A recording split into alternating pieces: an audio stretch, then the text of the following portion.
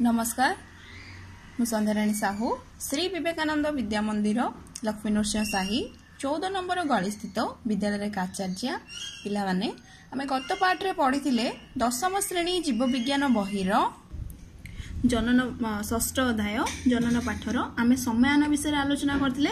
आज आमे प्राणीर जनन विषय आलोचना करबा हैला।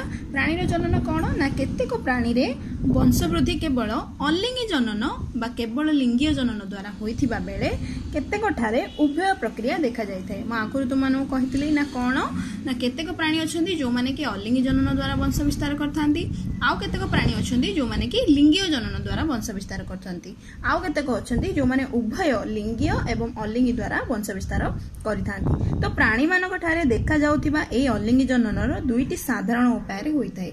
दुईटी साधारण उपाय कोन कोन ना विभाजन आ गोटे होची कोरकोद्गम बा कलिकन।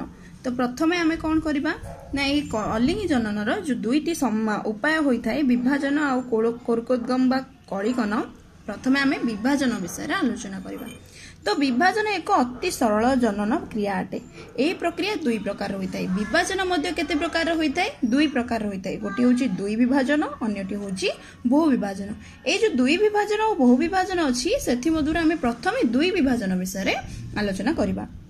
दुई विभाजन जनन प्रक्रिया एमिबा पारामेसियम यूग्लिना परी जीव मानक ठारे देखा जायते। ए जो दुई विभाजन प्रक्रिया केउ मानक ठारे देखा जायते? ए दुई विभाजन द्वारा केउ माने वंश विस्तार करतांती? Amoeba पारामेसियम Euglena. एही प्रकार जनन द्वारा एही दुई विभाजन जनन द्वारा मातृ जीव ठारू दुईटी अपत्य सृष्टि होइते। केतोटी अपत्य? दुईटी अपत्य सृष्टि होइते, जहार उदाहरण एमिबा अटे। चलो एमिबा विषय आलोचना करिबा। यह मधुर जल रहे किए ना एमिबा मधुर जल रहे। अनुकूल परिस्थिति रे परिवेशर तापमात्रा प्राय जदि 25 डिग्री सेल्सियस और प्रचुर खाद्य मिले ताले एमिबार शरीरटा कौन हुए ना वृद्धि घटे एवं सर्वबृहत आकार रे पहुंचीबा परे निजर कुटपात गुड़िक प्रत्याहार करी प्राय गोल आकार धारण करे। किए एमिबा कौन करे ना जेतेबेले सर्वबृहत आकार रे पहुंचीबा परे निजर कुटपात गुड़िक कौन करे ना प्रत्याहार कर दिए एवं प्राय गोल आकार धारण करे। यह आउ खाद्य ग्रहण करे नाही आ कोष विभाजन पाई प्रस्तुत से कौन करे खाद्य ग्रहण करे नाही कोष विभाजन पाई प्रस्तुत हुए। सम विभाजन द्वारा गोटे मात्र एमिबारु दुईटी अपत्य सृष्टि हुए। ला कौन करे ना से सम विभाजन प्रक्रिया करे। सम विभाजन द्वारा गोटे मात्र एमिबारु दुईटी अपत्य सृष्टि करे। चलो तुमको चित्र रे देखौची। प्रथमे एमिबा कौन करे ना कुटपात गुड़िक कौन करे प्रत्याहार कर दिए। प्रत्याहार करिकी से गोल आकार धारण करे। गोल आकार धारण करला परे से कौन करिवो सम विभाजन करिकी दुईटी अपत्य रे सृष्टि होबो। पुणी औथे जेतेबेले दुईटी अपत्य सृष्टि होबो सेतेबेले तार कोन कुटपात गुड़िक पुणी थरे सृष्टि होबो। बुझा पला। कुटपात साहाय्य रे एमाने परिवेश रु खाद्य संग्रह करिकी स्वाधीन भाव रे स्वाभाविक जीवन यापन करंती। किए ना एमिबा ए प्रक्रिया संपूर्ण हेबाको सेमानको केते टाइम लागे? प्राय 30 मिनिट समय लागे। दुई विभाजन परी एक सरल प्रक्रिया रे वंश वृद्धि करथिबा एमिबार वृद्ध अवस्था न थाए। माने से केबे भी वृद्ध हुए नाही, एहार प्राकृतिक मृत्यु हुए नाही, से केबे भी कोन मरे नाही। से दृष्टिरु एमिबा होची कोन ना अमर अटे।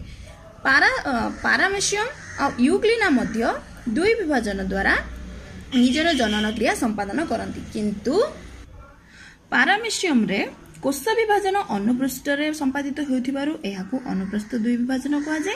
आ यूग्लिना रे दुई विभाजन पृष्ठ अनुलंब भाबे होथिबारु एहाकु अनुलंब दुई विभाजन कहा जाय। बुझा पला ना। पारामेसियम कोन करे कोष तार विभाजनटा कोन हुए ना अनुप्रस्थ पृष्ठ रे संपादित हुए, तेनु ताहाकु अनुप्रस्थ दुई विभाजन कहा जाय। यूग्लिना कोन करे ना विभाजनटा पृष्ठ अनुलंब भाबे होथाय, तेनु एहाकु अनुलंब दुई विभाजन कहा जाय। आमे दुई विभाजन विषय आलोचना कले, एबे आमे बहु विभाजन विषय आलोचना करिबा। खरा दिने एमिबा रोथिबा पोखरी गाडियारू पानी सुखी गले बा अत्यधिक ठंडा जगु पानी कौन हो गले बरफ हो गले एमिबा कौन करे ना कुटपात गुड़ी को प्रत्याहार करिकी निज शरीर चारिपटे 3 स्तर विशिष्ट एक कठिन आवरण बा कोष्टिका तैयारी करे। ए जो कठिन आवरण बा कोष्टिका तैयारी करे एही समय रे तार चयापचय क्रियाटा कौन हो जाए ह्रास पाई जाए। बारंबार नेष्टि विभाजन द्वारा एमिबा शरीर रे 500 ରୁ 600 छोट नेष्टि तैयारी होई थाए। तो प्रत्येक नेष्टि किछि परिमाण रे कौन हुए ना कोष जीवक द्वारा आवृत होइकी रहे। एही परि भाबरे सृष्ट जो अपत्य गुडी करू कुन्नी एमिबा बा एमिबुला बोली कुहा जाए। बुझा पला कुन्नी एमिबा बा एमिबुला कहा कुहा जाए। वर्षा दिन रो आगमन रे वर्षा दिन आगमन परिस्थिति रे अनुकूल जदि हेले एही कठिन आवरणा जल संस्पर्श आसला कौन है फाटी जाए तो कोष्टिका भितर थिबा अपत्या कुनी भी माने कौन करती बाहर को चली आसती है कौन करती बाहर को चली आसती कोष्टिका भितर जो अपत्या कुनी गुड़िक थाए तो परे से शरीर में कूटपाद सृष्टि हुए एवं से माने परिवेश खाद्य ग्रहण करिकी साधारण भाव जीवन यापन करती एमिबार एही प्रकार बहु विभाजन जनन क्रिया को कौन कहुए स्पोरुलेशन कहुए मनुष्य ठारे मलेरिया रोग सृष्टि करुथिबा प्लास्मोडियम बहु विभाजन द्वारा निजर वंशवृद्धि करे बुझा पड़ा को माने ना मनुष्य ठारे जो मलेरिया रोग सृष्टि करुथिबा प्लास्मोडियम माने से माने बहु विभाजन द्वारा निजर वंशवृद्धि करिथांती संक्रमित मशा कामुड़िबा समय रे प्लास्मोडियम रो स्पोर जॉइंट मनुष्यर रक्त प्रवाह दे यकृत कोष मध्य प्रवेश करी बहु विभाजन द्वारा वंशवृद्धि करता बुझा पड़ा जो संक्रमित मशा गुड़िक जो कामुड़ती प्लास्मोडियम गुड़िक से कौन करती ना स्पोरोजॉइड मनुष्य रक्त द्वारा प्रवाहित होगी